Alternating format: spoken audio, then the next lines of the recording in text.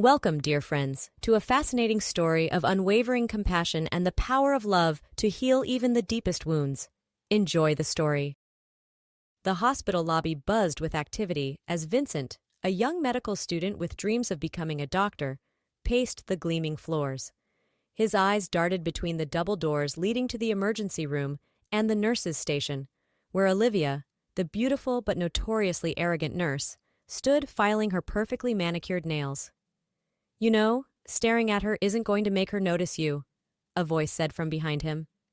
Vincent turned to see Zoe, a senior nurse with a no-nonsense attitude, giving him a knowing look. "I wasn't staring," Vincent mumbled, his cheeks flushing. "I was just observing." Zoe snorted.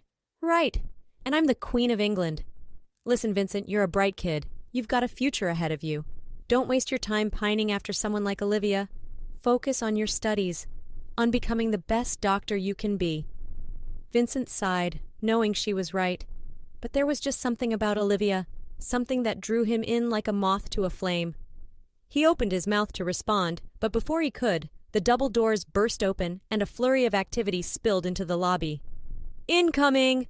a paramedic shouted, wheeling a gurney through the chaos. "Elderly female, unconscious, possible head trauma." Vincent sprang into action, his daydreams forgotten as he raced alongside the gurney. As he helped transfer the patient onto a bed in the ICU, he caught a glimpse of her face. She was old, her skin weathered and creased with age, but there was something familiar about her, something that tugged at the edges of his memory. "Vincent," Dr. Andrew Anderson, the attending physician, barked. "I want you to take a look at her x-rays. See if you can determine the cause of her injuries. We'll discuss your findings in the morning." Vincent nodded, his heart racing with excitement.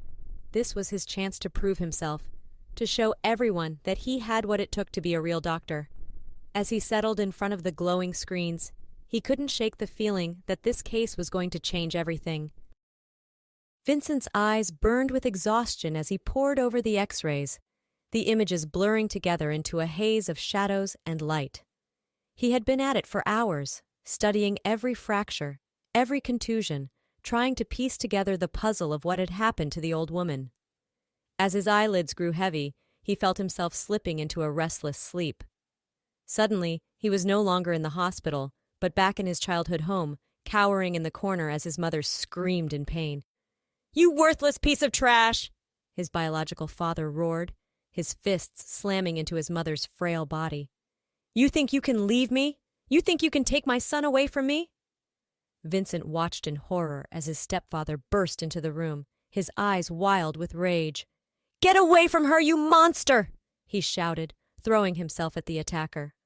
The two men grappled on the floor, their bodies slamming against the walls as they fought. Vincent's mother crawled towards him, her face streaked with tears and blood. "Run, Vincent!" she gasped, her voice barely a whisper.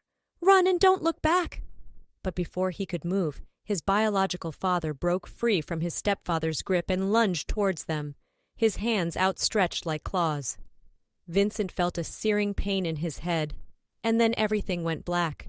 He woke with a start, his heart pounding in his chest. It had been years since he had thought about that night, years since he had allowed himself to remember the horror of what he had witnessed. But now, as he stared at the x-rays in front of him, he realized with a sickening clarity that the injuries he saw there were all too familiar. The old woman hadn't just been injured. She had been beaten. "Ah, Vincent, there you are," Dr. Anderson said as he entered the room. "What have you found?" Vincent swallowed hard, his hands shaking as he pointed to the x-rays. "These injuries, they're not from a fall or an accident. They're from an assault. Someone did this to her. Someone strong enough to break bones and cause this kind of damage." Dr. Anderson nodded grimly. "I was afraid of that. But who would do such a thing to a defenseless old woman?" Before Vincent could respond, the door swung open and Olivia sauntered in, her high heels clicking on the tiles. "I heard we have a new patient," she said, her voice dripping with boredom. "Some old lady who got beat up by her drunk husband, probably fighting over the last bottle of booze." Vincent felt his blood boil. How could she be so callous, so uncaring? He opened his mouth to retort, but Dr. Anderson beat him to it. "That's enough, Olivia," he snapped, his eyes flashing with anger. "This is a serious situation, not some gossip fodder for you to spread around. If you can't show some compassion, maybe you should consider working at a private clinic catering to the wealthy instead of a public hospital." Olivia's mouth fell open, her face flushing with embarrassment. I didn't mean—" "Save it," Dr. Anderson said, cutting her off. "Now, if you'll excuse us, Vincent and I have work to do." As Olivia slunk out of the room, Vincent felt a rush of admiration for Dr. Anderson. He had always respected the man, but now he saw him in a new light, not just as a brilliant physician, but as a true leader, someone who stood up for what was right. "So, Vincent," Dr. Anderson said, turning back to the X-rays, "what do you think we should do next?" Vincent took a deep breath, his mind racing. He thought of the old woman lying in the hospital bed, of the pain and fear she must have felt. He thought of his own mother, of the scars she bore from his father's abuse, and he knew, with a sudden clarity, what he had to do. "We find out who did this," he said, his voice steady and determined. "And we make sure they never hurt anyone again." The hospital room was quiet, the only sound the steady beep of the heart monitor. Vincent stood by the old woman's bedside, a small care package clutched in his hands. His mother had sent it, filled with homemade cookies and a soft knitted blanket, the kind of simple comforts that could mean the world to someone in pain. As he set the package down on the bedside table, the old woman's eyes fluttered open. Who are you?" she croaked, her voice hoarse and weak. "My name is Vincent," he said gently. "I'm one of the medical students here. I brought you some things from my mother to help you feel more comfortable." The woman's eyes widened, and Vincent saw a flicker of fear cross her face. You have to help me," she whispered, her hand reaching out to grab his wrist. "My son, he did this to me. He's a monster, and he'll never stop. Please, you have to tell him I died. I'll live on the streets, I'll do anything. Just don't let him find me." Vincent felt his heart clench. He had suspected as much, but to hear it confirmed, to see the terror in the old woman's eyes, it was almost too much to bear. He gently patted her hand, trying to reassure her. "It's okay," he said softly. "You're safe now. We won't let anyone hurt you, I promise." Just then, the door swung open and Zoe burst in, her face flushed with anger. "Vincent, we have a problem. That old woman's son is here and he's causing a scene at the nurse's station. He's demanding to see her and he won't take no for an answer." Vincent felt a cold fury wash over him.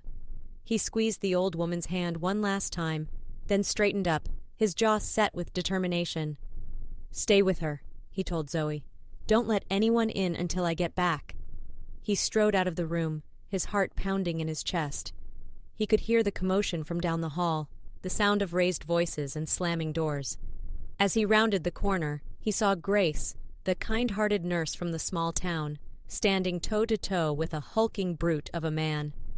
"I'm sorry, sir, but I can't let you see her," Grace said firmly, her voice trembling slightly.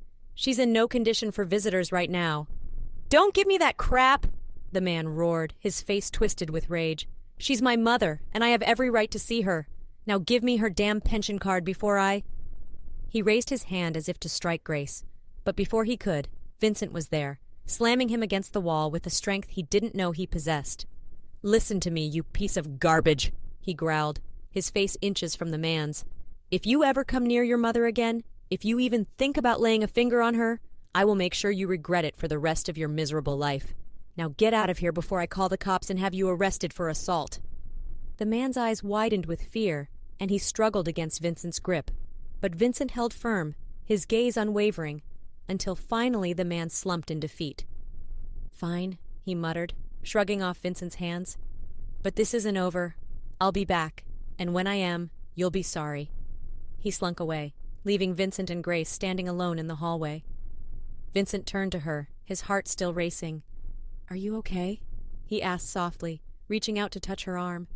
Grace nodded, her eyes shining with unshed tears. "I'm fine, thanks to you. That was really brave, what you did." Vincent felt a flush of warmth spread through him. He had always admired Grace, her kindness and compassion, the way she treated every patient with dignity and respect. And now, seeing the way she looked at him, the gratitude in something else, something deeper in her eyes, it made his heart skip a beat. "I was just doing what needed to be done," he said, trying to sound humble. "But thank you, Grace. That means a lot, coming from you." They stood there for a moment, lost in each other's gaze, until the sound of footsteps broke the spell. Vincent turned to see Dr. Anderson striding towards them, his face grim. "I just heard what happened," he said, his voice tight with anger. "Vincent, Grace, I need you to come with me. We have some paperwork to fill out, and then we need to call the police. This has gone on long enough." Vincent nodded, his hand finding Grace's and giving it a gentle squeeze. Together, they followed Dr. Anderson down the hall, ready to face whatever came next. The sun was shining as Vincent and his mother helped Grandma Ethel out of the car, her frail body supported between them. It had been 2 weeks since she had been discharged from the hospital, and in that time, Vincent and his mother had made all the necessary arrangements to take her in, to give her the love and care she so desperately needed. As they entered the house, Grandma Ethel's eyes widened with wonder. "It's so beautiful," she whispered, her voice choked with emotion. "I never thought I would live in a place like this again." Vincent's mother smiled, patting her hand gently. "This is your home now, Ethel. You'll never have to worry about being alone or afraid again." Just then the doorbell rang, and Vincent's heart leaped in his chest. He knew who it was before he even opened the door, and sure enough, there stood Grace, her arms laden with bags of groceries and a shy smile on her face. "I hope I'm not intruding," she said softly, her cheeks flushing pink. "I just thought I could help out, maybe make some meals for Grandma Ethel to have throughout the week." Vincent felt a rush of affection wash over him. This was the Grace he had come to know and love, the Grace who always put others first, who had a heart big enough to embrace the whole world. "You could never intrude," he said, stepping aside to let her in. "In fact, I was hoping you might come by more often, even if you don't have a specific reason. I like having you around." Grace's smile widened, and she ducked her head bashfully. "I like being around you too, Vincent. In fact, I think I might be falling for you." Vincent's heart soared, and he reached out to take her hand, pulling her close. "I'm falling for you too, Grace. I have been for a long time." They stood there, lost in each other's eyes, until the sound of laughter from the living room broke the spell.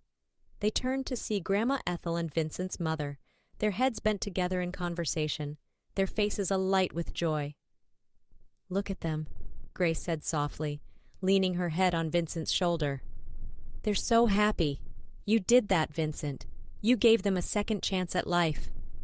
Vincent felt a lump form in his throat, and he blinked back tears. "I couldn't have done it without you, Grace. You've been there for me every step of the way, always believing in me, always pushing me to be better." Grace smiled, pressing a gentle kiss to his cheek. "That's because I know who you are, Vincent. You're a good man, with a kind heart and a strong sense of justice.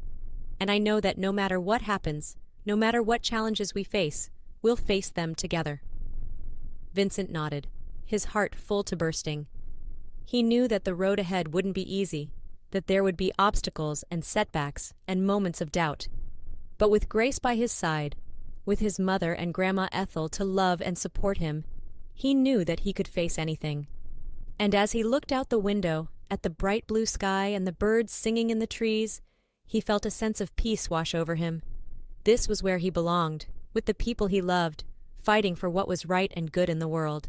And he knew, with a sudden clarity, that he would never stop fighting, never stop striving to make a difference, as long as he had breath in his body. For he was Vincent, the aspiring doctor with a heart of gold, and this was only the beginning of his story.